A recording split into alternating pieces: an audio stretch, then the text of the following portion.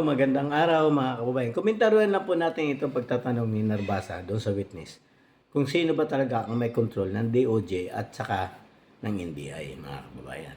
At alam naman po natin na ang pinagbabantaan dito, di umano, ay ang First Family at si Martin Romualdez. Ngayon, lumalabas po rito na parang ang may control po kasi wala pong affidavit na ipinasa ang ating presidente sa NBI, Lisa Marcos at Martin Romualdez. Parang lumalabas lang po nito, utos lang na imbestigahan ng presidente ang pangyayari ngayon. Pero wala siyang complaint, mga kababayan. Di ba po? Pakinggan lang po muna natin ito.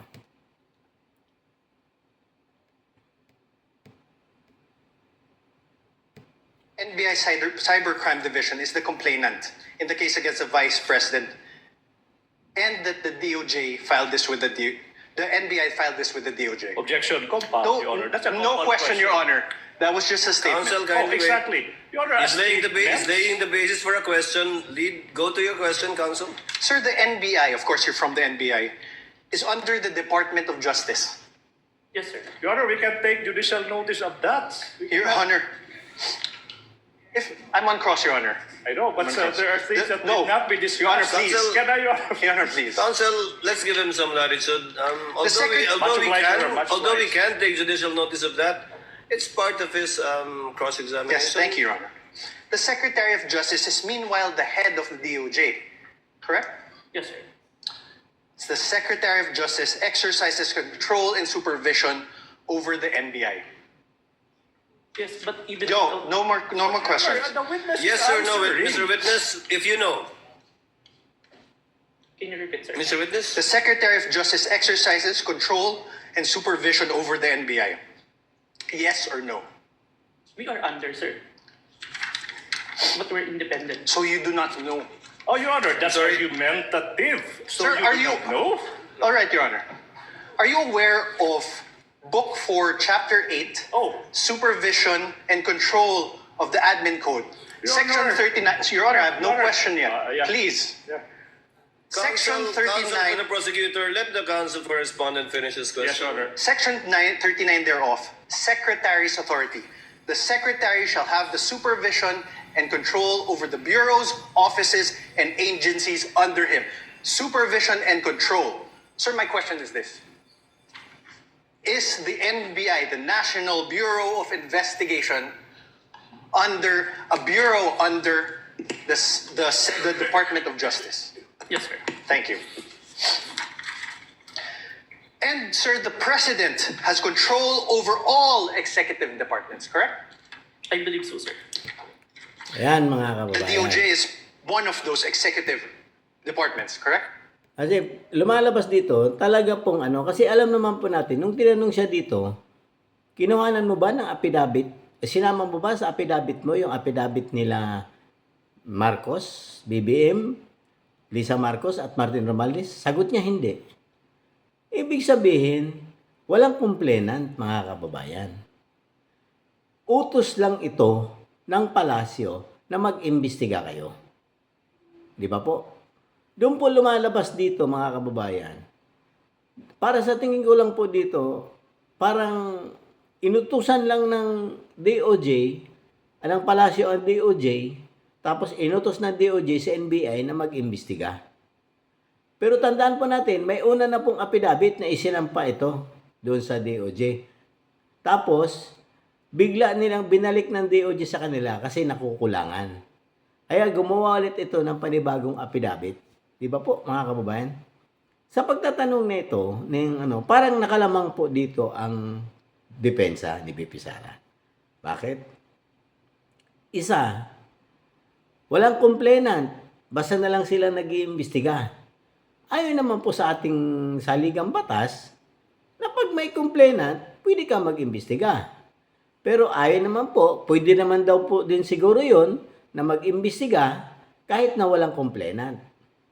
Pero investigasyon lang. Dapat, kung pagkatapos ng investigasyon na yan, isinampa, dapat nila sa korte yan. Bakit hindi nila isinampa sa korte?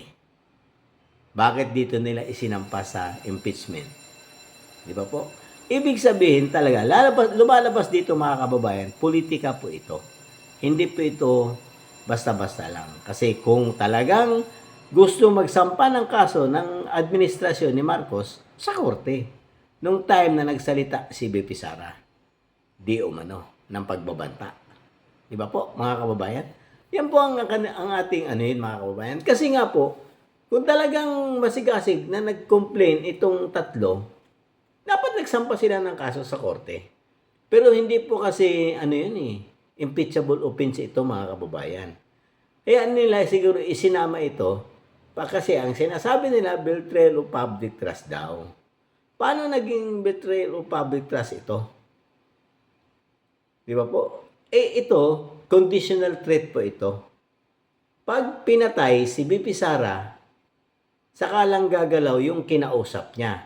Wala nga sinabing assassin dun pero pinipilit nitong mga prosecution na may assassin daw. Walang binanggit, may kinausap pa lang siya at pumayag. Ang tanong, mapapalabas ba nila yung kinausap ni BP Sara kung sino mang Poncio Pilato yon? Kasi yun ang susi ng lahat ng ito. Kung talagang totoo o hindi yung sinasabi ni BP Sara na may kinausap siya. O baka naman biglang maglabas ito ng mga taong kinausap di umano ni BP Sara. Pero mahirap pong patunayan ito.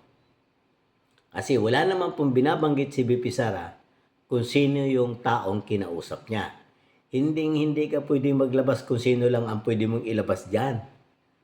Di ba po? O baka nagkamali nga sila rito Baka gusto nilang palabasin. Nung pinalutang nila si Madriaga, kasi alam naman natin si Madriaga, may organisasyon na kidnap for ransom, hindi baka naman dapat hindi kaya nila naisip na dapat si Madriaga ang kanilang nilabas na kinausap?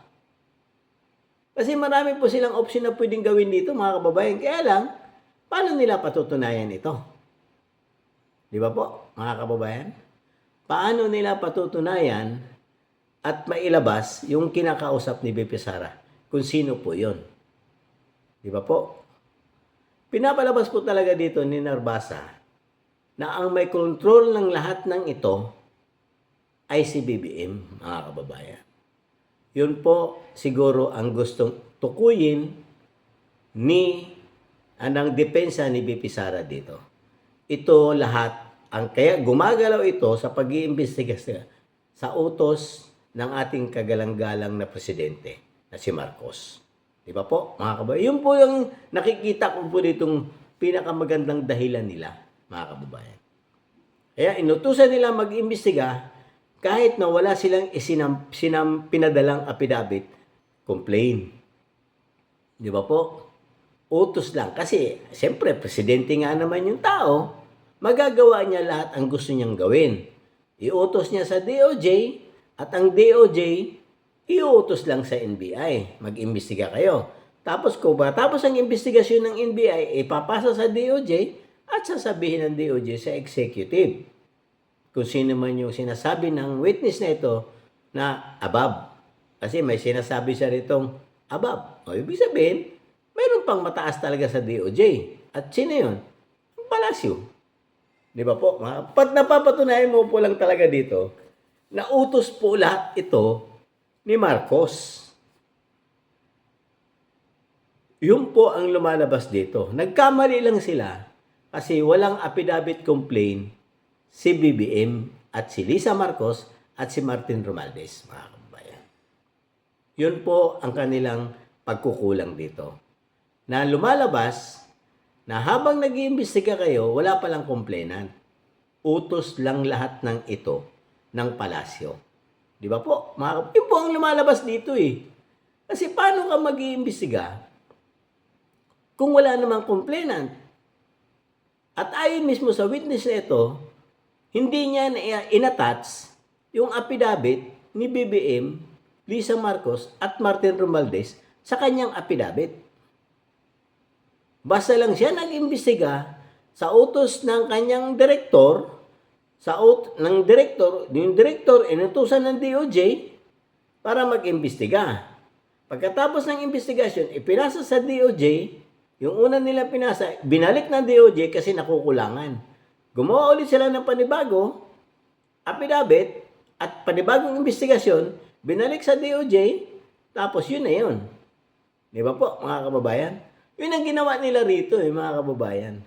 Talaga pong pinalabas ng depensa ni Pipi Sara na utos lahat ito ng palasyo ng Malacanang ni BBM. Di ba po? Hindi natin alam, baka iba pang nag-utos. Maring inutos ni Martin Romualdez, di umano. Maring si Lisa Marcos, di umano. O maring talaga si BBM. Di ba po, mga kababayan? O hanggang dito na lang po. Palike po, share, and subscribe po. God save the Philippines.